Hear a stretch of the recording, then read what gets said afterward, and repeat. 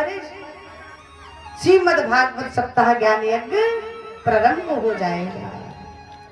अब इधर से तो शरद कुमार चल कर आए, उधर से मैया भक्ति और ज्ञान वैराग्य आए, और बीच में आनंद घाट पर हरिद्वार में संगम हुआ, मिलन हुआ, और वहीं पर श्रीमद् भागवत सप्ताह ज्ञान यज्ञ प्रारंभ हुआ। 3 आसन डाल दिए, ज्ञान वैराग्य और भक्ति मैया के, पर किसी को दर्शन नहीं। और मुख्य यजमान बनकर कौन बैठे? देवर्षि नारद। कई जन कहते हैं ना, बोले भागवत में तो जोड़ा ही चाहिए, परीक्षित तो जोड़ा से ही बने, कहते ना, जिसका विवाह नहीं हुआ वो परीक्षित नहीं बन सकता। लेकिन यहाँ पर वर्णन आया कि देवर्षि नारद स्वयं साक्षात मुख्य श्रोता बनकर बैठे हैं। मुख्य श्रोता कौन बने? देवर्षि नारद। ऐसा नहीं है। बोली बाके बिहारी लाल की, बोली श्री राधा रानी सरकार की जय। और जैसे श्रीमद् भागवत सप्ताह ज्ञान यज्ञ को प्रारंभ किया, तो श्रीमद् भागवत सप्ताह ज्ञान यज्ञ प्रारंभ हुई। देवर्षि नारद ने कहा, प्रभु मैं आपसे कुछ पूछना चाहता हूं। कोई धर्मात्मा व्यक्ति साधु संतों की चरणों की सेवा करे, पिताजनों की चरणों की सेवा करे, गुरुजनों की चरणों की सेवा करे, भगवान के जो अनन्य भक्त हो, और वो भगवान की कथा को श्रवण करे, और श्रवण करने के बाद यदि भगवत धाम को प्राप्त हो जाए तो कोई आश्चर्य की बात? आश्चर्य नहीं है ना, क्योंकि भगवान का भक्त था, भगवान के धाम को चला। क्या कभी किसी पापी व्यक्ति का भी भगवान की श्रीमद् भागवत कथा श्रवण करने से मोक्ष हुआ? वो भी भगवान के परम पद को प्राप्त हुआ? ये बताइए।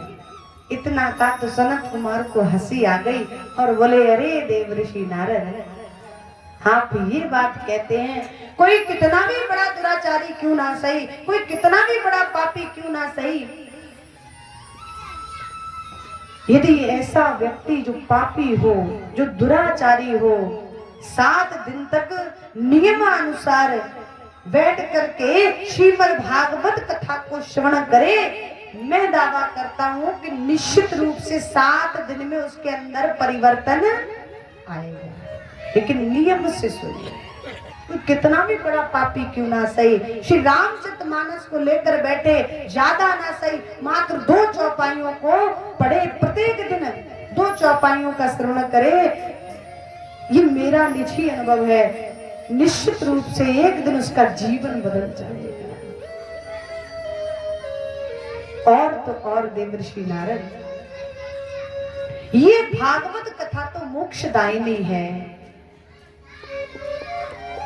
वर्णन यहां तक आया श्रीमद् भागवत जी में कि जो वर्णशंकर पद्धति से पैदा हो, वर्णशंकर कहते हैं माँ अन्य बिरादरी की और पिता अन्य बिरादरी के, ऐसे माता पिताओं द्वारा जो संतान पैदा होती है, यदि ऐसी संतान भी भगवान की श्रीमद् भागवत कथा को श्रवण करे तो उसका भी मोक्ष हो जाता है।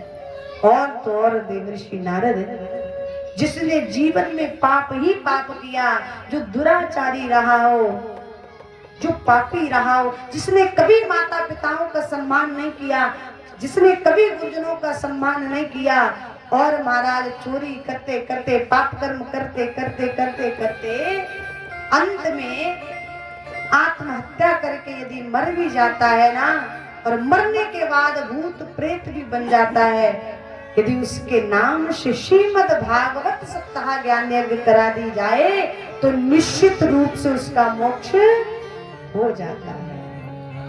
जैसे इतना कहा तो देवर्षि की ये बात नीचे गले से यहाँ अटक गई, नीचे नहीं।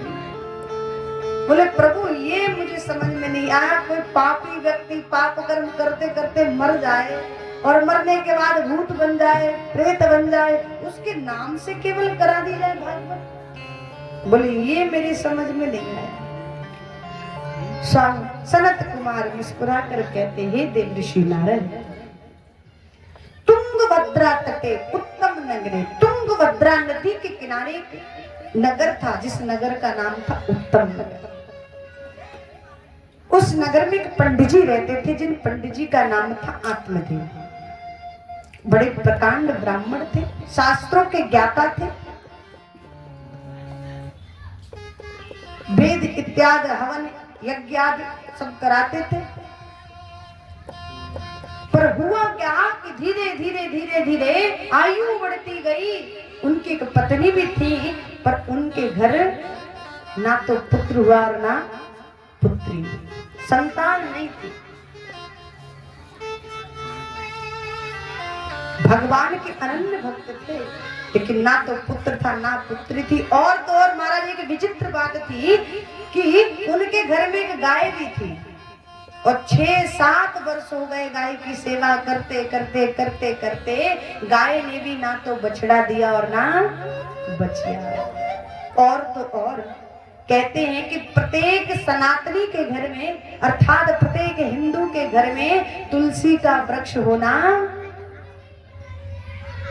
आवश्यक है। और आवश्यक ही नहीं अति आवश्यक है, क्योंकि जहां वृंदा विराजमान होती हैं, जहां वृंदा महाराजा महारानी विराजमान होती हैं, वहां दिन में एक बार मेरे प्रभु वृंदा से मिलने जरूर आते हैं। तो प्रत्येक के घर में तुलसी का वृक्ष जरूरी है।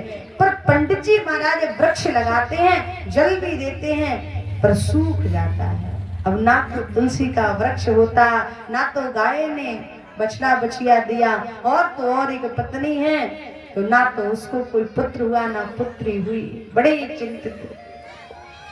प्रत्येक दिन सुबह में निकल जाते थे और हवन इत्यादि वेद पढ़ते ब्राह्मण, शाम को घर आते थे।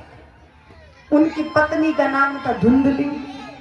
हाँ, यथा नाम तथा गुण, जैसा नाम था वैसे ही गुण विद्यमान थे महाराज।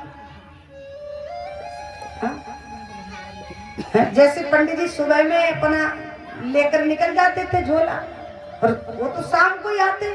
अब जब शाम को आते थे तो इतनी सज्जन बनकर खड़ी हो जाती। पूरे दिन तो कभी इस पड़ोसन से लड़ना, कभी इससे झगड़ा करना, कभी सामने वाले से करना, इस प्रकार से लड़ती झगड़ती रहती। पर शाम को जब देखती कि मेरे पति का समय हो गया आने का, एक गुण था, और वो गुण क्या था